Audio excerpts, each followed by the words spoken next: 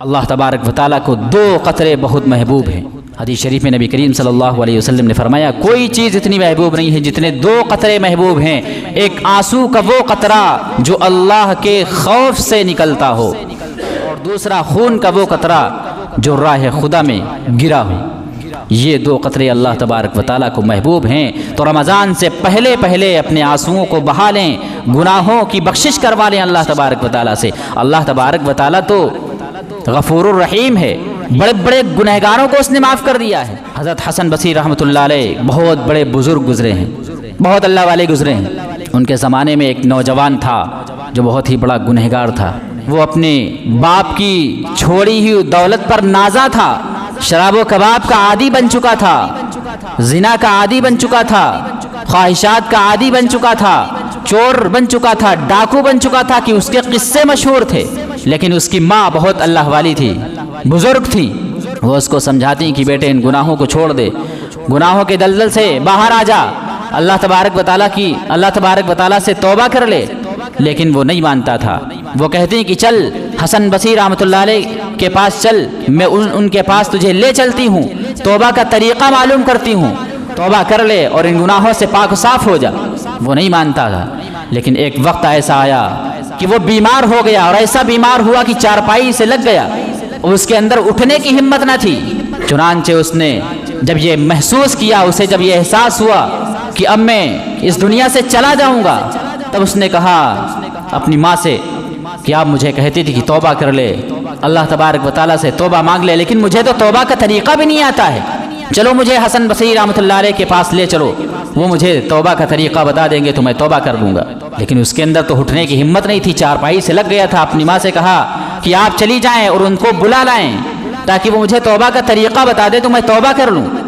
چنانچہ وہ حسن بصری رحمۃ اللہ علیہ کے پاس گئیں اور ان کی خدمت میں پہنچی اور کہا کہ ایسی بات ہے کہ وہ بیمار ہو گیا ہے، توبہ کا طریقہ بتا دیں چل کے، وہ توبہ کر لے۔ وہ چونکہ درس کے اندر مشغول تھے، اس لیے انہوں نے معذرت کر لی کہ میں نہیں جا سکتا ہوں۔ اس کی ماں واپس چلی آئی گھر پہ۔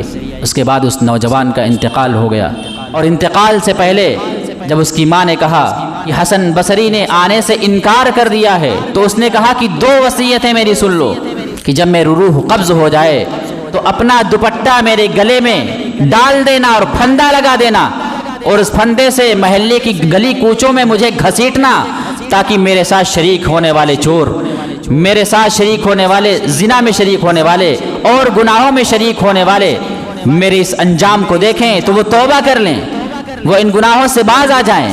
اس نے یہ پہلی وصیت کی، اور دوسری وصیت یہ تھی کہ یہ بھی سن لو کہ مجھے مسلمانوں کے قبرستان میں نہ داخل کرنا، نہ دفن کرنا، کیونکہ میں اتنا بڑا گنہگار ہوں، مجھ پر اللہ تبارک و تعالیٰ کا عذاب نازل ہوگا، اور مجھے ڈر ہے کہ میرے عذاب کو میرے پڑوسی یعنی قبر والے جو ہوتے ہیں وہ اس کا احساس نہ کریں۔ اس نے یہ دو باتیں کہیں اور اس کی جان نکل گئی۔ پھر یہ حسن بصری رحمۃ اللہ علیہ کے پاس پہنچی اور کہا کہ ایسا ایسا واقعہ ہے، اس کا انتقال ہو گیا، آپ جنازے کی نماز پڑھا دیں، ہو سکتا ہے اللہ تبارک و تعالیٰ کو رحم آ جائے اور وہ اسے معاف کر دیں۔ لیکن وہ نہیں آئے، آنے سے انکار کر دیا۔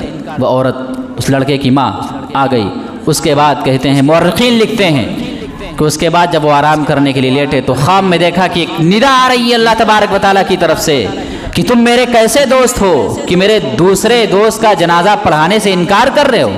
چنانچہ وہ دیکھتی ہیں کہ دروازے پہ آواز آتی ہے، دستک آتی ہے، کھولتی ہیں تو حسن بصری رحمۃ اللہ علیہ، وہ اس کی جنازے کی نماز پڑھاتے ہیں۔ خلاصہ یہ ہے کہ جو آنسو ہے، ندامت ہیں، یہ اللہ کی نظر میں بہت بڑی چیز ہیں۔ اب اس واقعے سے یہ نہ سمجھے کوئی کہ ہم گناہوں پر گناہ کرتے رہیں گے، اللہ تبارک و تعالیٰ ہمیں معاف فرما دے گا، ایسے یہ سب کے ساتھ ایسے واقعات پیش نہیں آتے ہیں، یہ تو اللہ تبارک و تعالیٰ کا کرم کسی کے ساتھ ہوتا ہے۔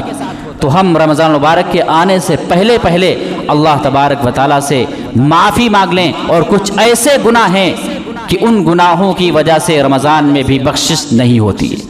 ایک تو والدین کا نافرمانی کرنے والا ہے، رمضان میں اس کی بخشش نہیں ہوتی ہے۔ شراب پینے والا، رمضان میں اس کی بخشش نہیں ہوتی ہے۔ زنا کرنے والا، رمضان میں اس کی بخشش نہیں ہوتی ہے۔ حسد، کینہ رکھنے والا، رمضان میں اس کی بخشش نہیں ہوتی ہے۔ تو ہم اپنے بارے میں سوچیں، ہر شخص اپنے گریبان میں جھانکے کہ ہمارے اندر کون کون سے گناہ ہیں، ان گناہوں سے معافی مانگیں، اللہ تبارک و تعالیٰ سے توبہ کریں، اور رمضان کے آنے سے پہلے ہم گناہوں سے پاک صاف ہو جائیں۔